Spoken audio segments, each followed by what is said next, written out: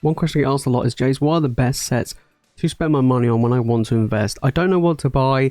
Which is the best ones to go for? Should I go for booster boxes? Should I go for ETBs? Well, today I'm going to be going through each of the Scarlet and Violet era sets, including the holiday sets, so 151, Palladium Fates, and Shroud of Fable. We're going through all of them, and I'm going to be ranking each one on how good I think they are to invest in for that long term. We're looking at 5, 10 years onwards. We're looking for that long term. Also, with the talks of reprints on the horizon, I'm going to be taking in all of that as well. Of course, we don't know how big the reprints are going to be at the moment, but there are reprints literally in a matter of months. And on top of that, I'm like taking away my thoughts on just the cards. I'm looking for just the investment standpoint, right? I'm not looking at, oh, you know, I like the artwork of this, I like the artwork of that.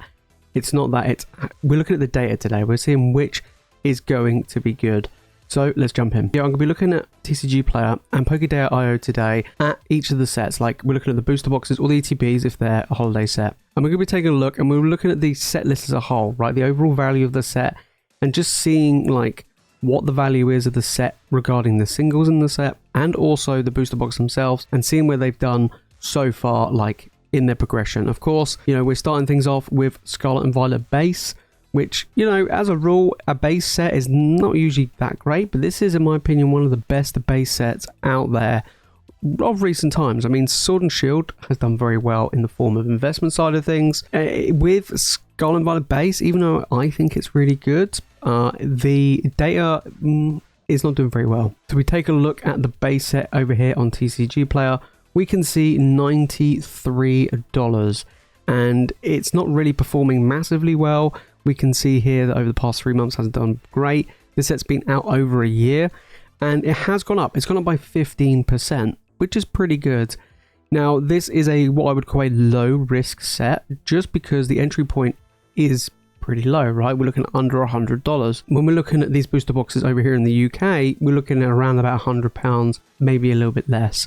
So I think anything like around $100 or less has really low risk, but I think there are so many other sets at the moment that you can get for around about that $100 mark. Yes, I mean, if you could pick this up for around $93, $95, you're saving maybe $5 to $10 compared to another set, which probably will perform better. So I think the ceiling for this one is going to be relatively low. But when we look at Pokédex.io for the whole set, I mean, going through the set, there isn't that many big, chasing expensive cards. I mean, the Miriam has fallen so heavily. And look, I mean, the biggest chase card is $26, and that is the Gardevoir, which isn't very good, right? And we look at the rest of the set, and, you know, we have a few cards that are around about $10 or less, but I always say, like, a good set has to have a decent amount of cards that's over $30, a decent amount of cards that's over $50. And if it has a card that is $100 or more, it's a pretty good set. Well, this set doesn't have any of that. It doesn't even have a card that's even $30, which is pretty rough, right? It is a main set, and its overall value is $352. That, in my opinion, for the size of the set as well, is pretty poor. So for me, I would say Scarlet and Violet base is probably a C. It is not the worst. Like, D is, you know, pretty bad, but I don't see that, you know, Scarlet and Violet base is a good one. So I probably would avoid getting that one. Then we move on to Paldea Evolved. Now, Paldea Evolved, as you guys know, has been performing very well. We'll be taking a look at TCG Player in a moment. But the booster boxes have been doing incredibly well. The Magikarp in the set has done incredibly good. And of course, stuff like the Owner and stuff have been holding good value. A lot of illustration rares have been going up, and even SIRs have been going up across the board. Now, for me, I think Paldea Evolved, for an investment standpoint, is a very, very strong set. I think it's very good, and I actually think it's going to be one of the best performing sets out of this era. I really do think so. I mean, already it's performing incredibly well. So when we look on TCG Player for Paldea Evolved, we can see the booster boxes are around $135. So that is pretty good, right? That is, you know, very good. The fact is, you're having stuff here sold for more than that, or up for sale more than that. We go back over the past year, and we can see this has already gained 46%. Which is crazy. Over here in the UK, you can pick these up at the moment for about 115, 110, 115. So, you know, not too bad, actually. I think anything under 120, to be honest, at the moment is pretty good. Now, one thing I will say is, you know, if you look back at the Sword and Shield era, when we talked about sets like Chilling Reign, where they were $90 or £90 a box, a lot of people didn't really care. And then, we can see what happened regarding those sets. Now, you could say, oh, is this even as good as Chilling Reign or whatever? Probably not. But I do think that this is still a very, very good set in the Scarlet and Violet era. And we've already seen it. We've already seen that growth. Now, with a reprint coming, depending on how big the reprint will be, will determine how much this falls by. I don't think that when the reprints come, I don't think that they'll have a massive impact. You may see it drop, maybe down to 125, maybe even 120, but you're not looking back down to that 90 to 100. I think that's kind of past now. So, looking forward, how great would this set be? I think it'd be an over $500 box in the future. I really do think so. I think this has the big potential. Now, when we take a look at the set, the overall value of the set is $750, which is already more than double what we saw with Scarlet and Violet base. We do have a card that's over $100, so that ticks that checkbox really. And then we're looking at cards that are over 50. Okay, we have two. We have the Iono and the Magikarp. And then cards that are 30. You got the Raichu and Trantar pretty close there. But then you look at the rest of the set, and there is good, pretty decent value cards. A lot of the normal illustration rares are actually on the uptick. We saw like the Heracross climb, the Sprigatito climb, the Marill climb, stuff like that, the Foy Coco. Like, a lot of the illustration rares are on the uptick, which is what you want to see from a set like this already. And there's not anything super duper crazy, but the fact is the biggest card is an illustration rare over $100, is pretty promising, and it's double the value of cards that you get in the set as well. It's pretty good. So where would I put Paldea Evolved? I think Paldea Evolved, things change over time, right?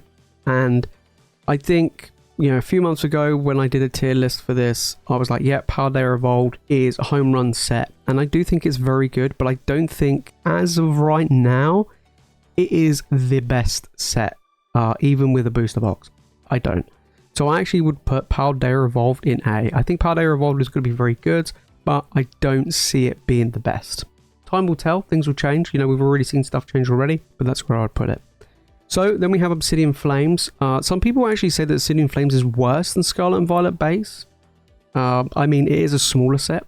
And, it does have Charizard. I called it Dancer Blaze 2.0 before it came out. And in all honesty, it's looking like it's going down that route again. It really is. Dancer Blaze, never doesn't really perform well.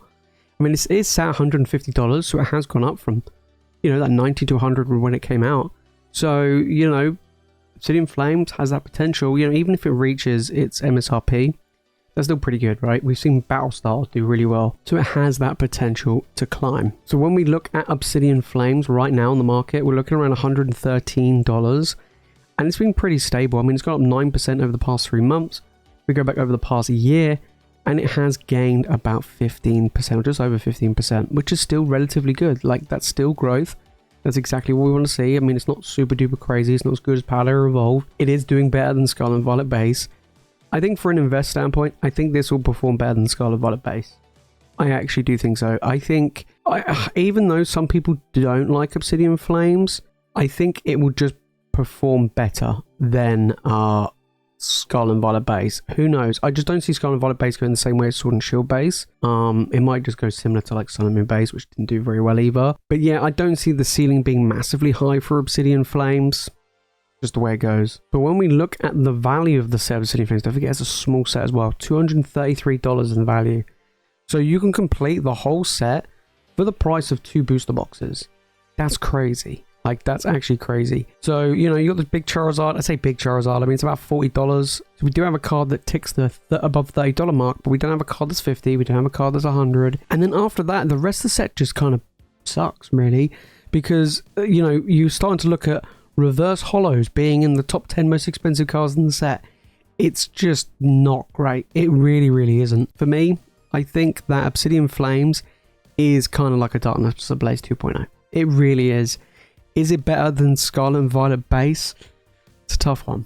For me, I kind of feel like, yes, the booster box is more expensive than Scarlet and Violet base. But because Scarlet and Violet base is what? $20 to $25 cheaper, I kind of think it's better. Has that more room to grow, and that's what we want. I say both of them reach their MSRP. Because Scarlet and Violet base is cheaper, it's just got to be better, right? So I'm going to put Obsidian Flames underneath Scarlet and Violet base. I don't think it's terrible, but it's just not great. Next, we got 151. Arguably the best set. Not only just the best set in Scarlet Violet era, but one of the best modern era sets we've had in a long time. The Japanese version of the set is just absolutely just crushing it. English is crushing it. Everybody wants a reprint. To me, if this set had a booster box, it would be this era's Evolving Skies. Because it doesn't, it kind of hurts it a bit. The ETBs are silly expensive. They have done very well. We'll have a look at how well they've done. But over here in the UK, 151 is getting super expensive. It's getting harder and harder to get hold of. Restock/reprint is very much needed.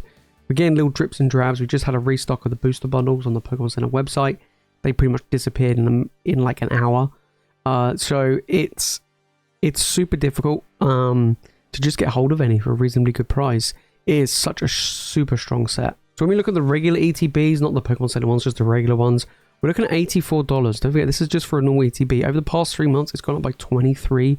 The set has been out a year, which is crazy. So 48%. Is incredible. Don't forget this ETB was supposed to be around, I think it was around about $45-50. But it's just gone absolutely crazy, to be honest. So it's it's going to be $100 before we know it, and that's just for the regular ETB. Over here in the UK, regular ETBs are like 80 to 90 pounds, which is crazy. So you're looking at over £10 a booster pack, because you only get 9 in there rather than the usual 10 used to. It is very, very impressive how well this is performing. I mean, there's no listings available. I mean, if we just quickly look at the other products are available, right? We've got the UPC, which is climbing now 134. Booster bundles are at 42. And everything 151 is going up, which is just absolutely crazy. So then when we look at the set, it's got $900 in value. Now for a specialty set, which is normally smaller than a big booster box set, that's incredibly impressive. So we take a look at the set, we have a cart over $100 with the Charizard. We have the Blastoise and the Venusaur, with basically 50 each, which is very impressive. And then above the $30 range, we've got the Zapdos, we've got the Charmander, we've got the Charizard, we've got the Squirtle, we've got the Alakazam. Loads of cards above the $30 range. But then when you scroll down, you're going to keep seeing cards that are above $20, above $10, $15. And, I'm keeping scrolling. And before I've got, so I'm scrolling more. How many is that? 5, 10, 15, 20, 25 cards in set before I reach $10 or under $10, which is crazy. We just looked at some of the previous sets and we just haven't seen that. That's just goes to show how strong this is. And I think because of things getting more and more expensive and harder to get hold of, these cards will start to, trickle upwards. A lot of them have kind of held their value rather than going down. Some have gone up, right? A lot of the illustration rares have moved up. A lot of the starter Pokemon illustration rares like the Charmander and the Squirtle and the Bulbasaur have been moving upwards. So we've seen some growth. The Venusaur is another one that's grown as well. It's kind of nice to see the Charizard, Blastoise and Venusaur be up there as the most expensive cards in the set, which is pretty cool. But yeah, very, very good. Very, just performing very well. Even like here in the UK, a lot of the, just even like the full arts of the set, the normal EXs of the set are just holding such good value. And they just sell so quickly. People absolutely love this set. So yeah, even if more hits the shelves, towards the end of the year, it'd be interesting to see what actually happens to the value, not of just the seal product, but of the singles. So where would I put 151? I mean, already it is just crushing things. Even with a reprint, once that reprint/restock, whatever it will be, comes, it'll bounce back twice as hard. It really will. So for me, it's an easy S. It just is, right? And it's like, do I buy it now? Here's the thing. Depending on which product you want to go for, right? We've had some booster bundles already hit. So if you can pick up booster bundles, by the way, if you can pick up any 151 at retail, do it. Just do it. Whether it would be, it doesn't matter what product it is. It could be mini tins. Whatever it is, just pick up anything 151. That's all I'm going to say. Then we're on to Paradox Rift. Paradox Rift, it's kind of doing its own thing. I wouldn't say that it's incredible, but I wouldn't say it's bad either. There are some really nice cards in the set. Booster boxes tend to be relatively cheap right now, around about that $100 range. And there's some, decent amount of illustration rares and special illustration rares. It's quite a large set as well. Pull rates after, 151, pull rates have now started to get a little bit harder with the release of Paradox Rift and the stuff now. So, that is one massive factor, the fact that pull rates have a huge part to play, which does help for that long term. So when we look at Paradox Rift, we can see $102 or $103. It's dropped a little bit over the past 3 months. We go back up past a year, pretty much since it came out, and it's dropped a little bit. So it's stayed around about that $100 range, which is what I expect. Over here in the UK, you pick them up for around £100 a box. Pretty solid. And it's like, would I pick up Paradox Rift over Scotland Valor Base if they're roughly the same price? Yes, I would get Paradox Rift. Same with Obsidian Flames. I would get Paradox Rift. So for me, I think Paradox Rift is way better than base set and Obsidian Flames. Is it as good as Paldea Evolved? No, I think Paldea Evolved is a better performing set, but I do feel like Paradox Rift is pretty decent anyway. So we look at the value of Paradox Rift. We're going with $662 for the value of the set. Again, it's a large set, so that's still not too bad.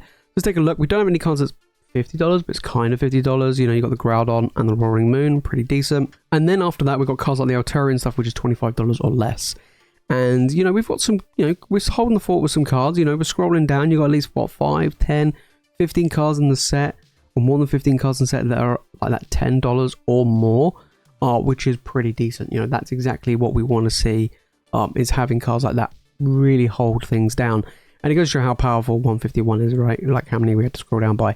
But this is pretty good. You know, a lot of illustration rares in the set are actually going up as well. Of course, the Groudon's going up. The Steelix is doing really well. The Yveltal and things like that. So that's pretty good. A lot of the SIRs are falling. You know, we've been seeing them fall quite a bit. I mean, the Roaring Moon used to be $100 and is falling to under $50. But still, the set holding at, you know, overall $600 worth of value. And on top of that, the pull rates are quite tough. I think this is going to be a good one. So where would I put Paradox Rift? I think I'll put it in B. I think Paradox Rift is pretty good. Not quite as good as Paldea Evolved, but still a good one nonetheless. Paldean Fates. Now, I actually like opening up Paldean Fates. I love shiny sets as a whole, Hidden Fates, Shining Fates. There is a lot of Paldean Fates around. I don't know if it's been as printed as much as Shining Fates, but it's definitely better than Shining Fates. It's not as good as Hidden Fates, but it's definitely better than Shining Fates. And there's some big cards in it. You know, the Charizard, the Mew. There's some real big chase cards, some good baby shinies. There is a lot of baby shinies in the set, so, you know, some of the cards like the Pikachu, which we'll see anyway, have held their value pretty well. Across the board, actually, the set has actually performed better than I anticipated, especially for a non-booster box set. Now, again, similar to 151, because it doesn't have a booster box, I don't see it being as good as some of the others. You know, I think booster box sets, as a rule, tend to do pretty well. 151 is the exception, just because it's just really just in a league of its own, right? So when we look at Paldean Fates, we look at the ETB. We're looking around $41 for this. That's gone up a little bit over the past 3 months, but overall, it has dropped. So this is definitely an ETB. You know, I wouldn't say it's dropped the 36%, because normally as a rule, ETBs, like regular ETBs, tend to be around about that $45, $50, like 151 is supposed to do. But it has dropped overall. Now, you know, where would I rate Paldean Fates? I mean, look at Shining Fates, right? It hasn't really moved. Look at Hidden Fates, it's like, what, $170, $180 an ETB. Of course, the ceiling is going to be quite low for this. It's not going to be super duper high compared to a booster box. But I have a feeling that a regular Paldean Fates ETB could reach like probably around 80, probably double your money, maybe $80 to $100 an ETB. I don't see it going super crazy. We do have Pokemon Center versions, which will outperform this. But yeah, a regular ETB, it's okay. So when we look at Paldean Fates, $850 nearly. That's very, very good, you know, for a set like this. Again, there's so many hits and so many amazing things that you can get in this set. Of course, the Charizard is the biggest card, so we do have a card over $100. We've got the Mew that's nearly $100. And then look at that, you got the Gardevoir, $40, Pikachu Baby Shiny, $30, Charmander, $20. You know, we've got a lot of cards that are holding good value. Of course, this set does have an absolute ton of Baby Shinies, like loads. So, I mean, we can just keep scrolling, and there's just so many shinies in this set. Like I said, this is definitely better than Shining Fates, but in my opinion, not quite as good as Hidden Fates. So where do I put this amongst the other Scarlet and Violet era sets? I think this is going to be a pretty good one, but because it doesn't have a booster box, it is going to hurt it. So for me, for Paldean Fates, I would probably have to put it at the higher C tier, mainly because I just don't see it being incredibly good compared to some of the other booster boxes. So it's like, you know, what would I rather spend my money on? Like 2 Paldean Fates ETBs or a Paradox Rift booster box, I would prefer to get a Paradox Rift booster box. Pokemon Center ETBs for Paladin Fates is slightly different. I think they'll perform a lot better. But apart from that, not the best. Then we move on to Temporal Forces. I think Temporal Forces is a dark horse in the Scarlet Violet era. I think it's one of these sets that's going to do very well. There is a ton of amazing cards in the set, but not only that, we started to see much tougher pull rates. When we saw Paradox Rift, we saw a little bit tougher pull rates. But with Temporal, the pull rates really were tough. So that really does impact the value and the chase for the chase cards in the set and the like. It's also a big set as well, similar to Paradox Rift, so that has a big part to play. But overall, I think like the booster boxes are starting to shift upwards a little bit for Temporal compared to some of the other sets like Paradox. So I do think it has that real growth potential. So when we look at Temporal Forces on TCG Player, we see it around about $103 right now for a booster box. And I mean, this hasn't been that long, so we go back 6 months. We can really see it just kind of being a level playing field. It hasn't really moved much. But this is definitely one to look out for, of course, and I do think it's going to do very well. Again, if I was going to spend $100 on a booster box, I would probably go for either this or Paradox Rift. I probably wouldn't, I would try and avoid some of the earlier sets that we looked at. So when we look at the set of Temporal Forces, $650 in value, that's again pretty decent, for a set like this. And we don't have anything that's over $100, but we do have 2 cards, pretty much 3 cards. They're around that $50 range, which is very good. And then we've got a few more cards around that $30 range with the Gouging Fire, the Morty's Conviction, the Iron Leaves. You got the Prime Catcher. If you look at the values again of this set, holding relatively well. And I have to scroll further down to get to less than $10, which is pretty good, right? That's 5, 10, 15, 16 cards in the set that's over $10, which is pretty good. And then look, we got a lot of the illustration rares. We've got some good playable EXs is holding good value as well. And even gold cards are doing pretty well. And again, it's a big set with a lot of good cards in, which adds to that value. And on top of that, I think you just got good fan favorites, right? That are like chase cards. Yes, it's the closest so far we've got to a Gengar. Same with the Ghastly. But even the Legendary Beasts. Everybody loves the Legendary Beasts. And the artwork's absolutely incredible for these. And I think, again, this is going to be a set that's going to do relatively well. Kind of similar on the same level as Paradox. I think this is slightly better than Paradox, in my opinion. I think the illustration rares are probably a bit better in Paradox, but I think these SIRs in this set are a lot more stronger. So for me, where would I put Temporal? I would probably put Temporal above Paradox Rift, but probably put it at B tier. I think it's very good. Not quite A tier. I think Paleo Revolt is definitely better, but it's definitely better than Paradox Rift. But I think it's slightly better than Paradox Rift. Then on to Twilight Masquerade. Now, Twilight Masquerade has really performed incredibly well. The set is not old at all. It is actually doing really well. With the Greninja being the most expensive card in the era, it's kind of on that same level as the Moonbryon, which is incredible to say. Of course, the Moonbryon, it's got to the value it has over, a few years. The Greninja hasn't even been out 6 months, and it's $300, which is absolutely crazy. And there are a lot of other big chase cards in the set. It really is performing well. Booster boxes are the most expensive right now in the Scarlet and Violet era for a set that's not even 6 months old. It is just crushing things. The pull rates are really tough as well. It just kind of hits home, on fires on all cylinders, really. So when we look at TCG Player for a booster box of this, we're looking around $142. That is crazy, guys. I mean, we go back 6 months. And look at it. I mean, this thing has just gone crazy. It's gone up 34% from, $100. This set is just crushing things. It really, really is. Over here in the UK, it's getting more expensive. You're looking at 120, 125 a box. So it is actually getting more and more expensive over here. We are starting to see it now getting hard to get hold of. Of course, this set is relatively new. It is relatively new. Would more come down the line? Absolutely, more reprints, restocks. Will that impact the price? Yes, but I think until then, it will continue to climb. So keep that in mind. And then when we look at Twilight Masquerade, look at it, right? $1,000. We just looked at a load of other sets, big sets as well, like this one. They're around that 600, which was very strong, but nearly $1,000 for this set. Yes, 300 of that is in one card, but even if you just took away the Greninja, $600 for the rest of the set, or sorry, $700 for the rest of the set is very good.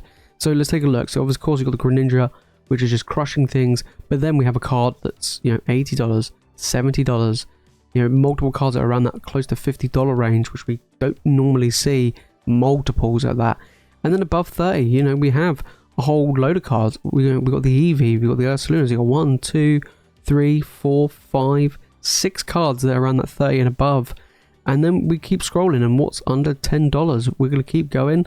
And, you know, we're looking at, you know, down here, it's an irregular EX over $10. So we're looking at, what, like 5, 10, 15, 17 cards and set that's over $10, with one of them being over, well, basically $300 is just crazy. And, you know, it really is performing well. I mean, you know, the Ogre-Pons aren't the best, but the rest of the set is doing good. And there's some strong illustration rares in this set as well, which I think will do well in the future. Right, the Growlithe is going to do well. The Tatsugiri is I think going to do well. Same with the Infernape. I think we're going to start seeing a lot of these. I think even like the Chansey and the Pinsir are going to do very well. And yeah, this set is just crushing it, and it's just doing really, really well. So where would I put Twilight Masquerade? Is it as good as 151? No. But I do think it is better than Paldea Evolved. So I'm going to put it at the top A. So I think it's the second best thing to get right now. I think over time, maybe in the next few months, once, you know, we get into maybe the start of 2025, things might change, and you might see, to be honest, Twilight Masquerade go up to S tier. I don't really see it going down, but I think it might go up to S tier come 2025. I just think this set is just insanely good. Then we got Shroud of Fable. We kind of went from like a really good high to Shroud of Fable. Shroud of Fable, in my opinion, is one of the worst sets in the Scarlet and Violet era. I think, like, it's just a really lackluster set. No one really enjoyed opening it. The release was all over the show. You know, it was delays and, you know, all sorts of stuff which really hurt it. We had Twilight Masquerade, which just performed incredibly well. And then it wasn't that long, and then Shroud of Fable came out. And then it was like, oh, and then Stellar Crown's coming up literally straight after. So it kind of got, like, forgotten, really, and just kind of squeezed in, which hasn't really helped. It's not a booster box set as well, so it's already going to drop the ranking of Shroud of Fable. But I just don't see Shroud of Fable doing well, but let's see how well it's doing. So we take a look at the ETB on the on TCG Player, and we look at $34. So again, this is supposed to be the same price as Paldea Fates, the same price as 151 at that $45 to $50 range. It has fallen 12% already. I mean, this hasn't even been out that long, so there's no point looking at moving to 30%. It dropped. There you go. So from the 50%, really poor. You can pick these up over here in the UK. I've even seen some places sell them for like £35. Or even £30 even.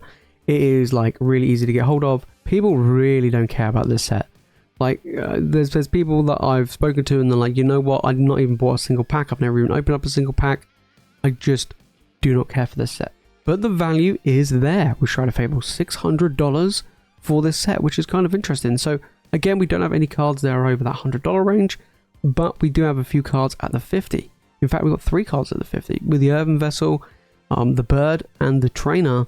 But then you look at the rest of the set, and to be honest, the cards are actually holding somewhat of a good value. Looking at cards that are, you know, over that $10 range, you know, we're looking at what, 5, 10, 15, nearly 20 cards. That's better than some of the other sets.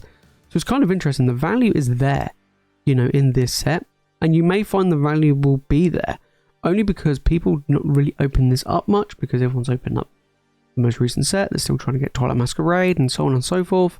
I think there's some very good, strong illustration rares in the set with the Persian and the Houndoom and the whole Duskull lineup, you know, as well.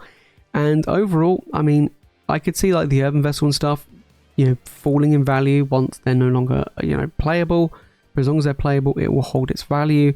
But apart from that, I mean, the artwork of the set is nice. There is some beautiful artwork in this set. But, you know, people just aren't vibing it. So where would I put Shroud of Fable? You know, where would I buy it? Well, you know, you could say, well, the risk is low, right? You're paying $35 or $30 or whatever for an ETB. But because it's ETB, the ceiling is lower. So, you know, is it better than Paldea Fates? Absolutely not. I think Paldea Fates is incredible. So for me, I'm going to have to put Shroud of Fable in D. I mean, I would prefer to spend my money on an Obsidian Flames booster box. I would probably prefer to spend my money on a Scarlet and Violet base set booster box, in my opinion, than Shroud of Fable. And then finally we have Stellar Crown. We're not going to go through Surge and Sparks because the set's not out yet, but I will do an update of this list when we go into 2025. Once Surge and Sparks comes out and we can really see, once all these reprints and stuff have hit, we can really judge from then on. But right now, Stellar Crown is the most recent set, and it's kind of got like mixed reviews. People do really enjoy the set. I mean, I do, of course, because the card that's in it, but it doesn't seem that fantastic. It is a smaller set. It's on the same size as Obsidian Flames. The pull rates are tough. They're pretty much the same as Twilight Masquerade. So you've got Twilight Masquerade pull rates, Obsidian Flames size meshed into one set, and there are some stunning cards in the set as well. So we look on TCG Player, we're looking at $108. So we're looking slightly more expensive than some of the other booster boxes that we can see, right? Of course, Twilight Masquerade and Pally Revolved already, started to push and grow their way through, but all the other sets are around like 105 or less. I mean, Obsidian's up to 115, which is doing okay, but the rest of them are around the $100 range. You can pick up Stellar Crown here in the UK for £100, so I think £100 is a very good price if you can pick one up. And, where will Stellar Crown go? The set is still relatively new. The set is easier to complete because it is smaller, but the pull rates are a lot tougher than Obsidian Flames. They're on that same level as Twilight. So, where will it be moving forward? I think this will be, again, another middle-of-the-road set. I really do think so. I think it's better than Obsidian Flames. I think it's better than Scarlet Violet base. Is it better than Paradox Rift and Temporal? Don't know. When we look at the value of the set, we're looking at $570 for the overall value of Stellar Crown. And you do have a card over $100 with the Terrapagos. Keep in mind, this set is still relatively new. Then we don't really have any cards of the 50, but we do have quite a few around that $30 and above. Of course, the Squirrel, we have the Bulbasaur, which in my opinion are going to be some of the biggest chase cards in the set, and they're going to push their way up even more as the illustration rares. But then outside of that, I think, even though I love the Dash Bun, outside of that, there isn't really anything else in the set that really jumps out and takes you. I mean, the Galvantula is actually pretty nice. The Lacey's, again, quite a nice card. Same with the Hydrapple. But again, you look at the rest of the set, not the best. There are some nice illustration rares, some good, strong playable cards in the set as well, which has helped pushing the overall value of Stellar Crown. But apart from that, because it is such a small set, like Obsidian Flames, it may struggle in the future, but it's definitely better than Obsidian. So for me, is it better than Paradox Rift? Is it better than Temporal Forces? It's a bit of a weird one. Right now, because it is still so new and because it is a smaller set, I'm going to put it in low B. I don't think it's absolutely incredible, but I do think that it's definitely better than the stuff that came before it. But this is the list that I go through. Let me know your thoughts down in the comments. What would you change around? Do you agree or disagree? And do you think reprints will have a massive effect? Like I say, once Surging Sparks comes out, we will review this again in 2025. Of course, Surging Sparks releases in November. So, will give us another booster box to throw in the mix. We might even have another holiday set in January that, will be added to this as well. Of course, more, product is hitting the shelves coming up to Christmas. So it's going to be really interesting to see how these will perform. So there you have it, guys. That is my tiering, as it were, of which sets to invest in right now in Scarlet and Violet. I know it's a long one today, but, went more a little bit in depth of each one of these sets to see the, market values and also the overall card values of the set and what's good and what's not. Obviously it's my opinion. Let me know your thoughts down in the comments, and if you made it this far into the video and you've enjoyed it, make sure to smash the like button, and of course make sure you subscribe for more Pokemon content. And if you want me to do an updated list of Sword and Shield sets, then I can do that as well. But yeah, let me know down in the comments, guys. But yes, that is it from me, guys, in today's video. If you want more Pokemon content, make sure to click the video on the screen, and of course make sure to hit that subscribe button. But as always, you guys are legends. Thank you so much for watching, and I'll see you in the next one.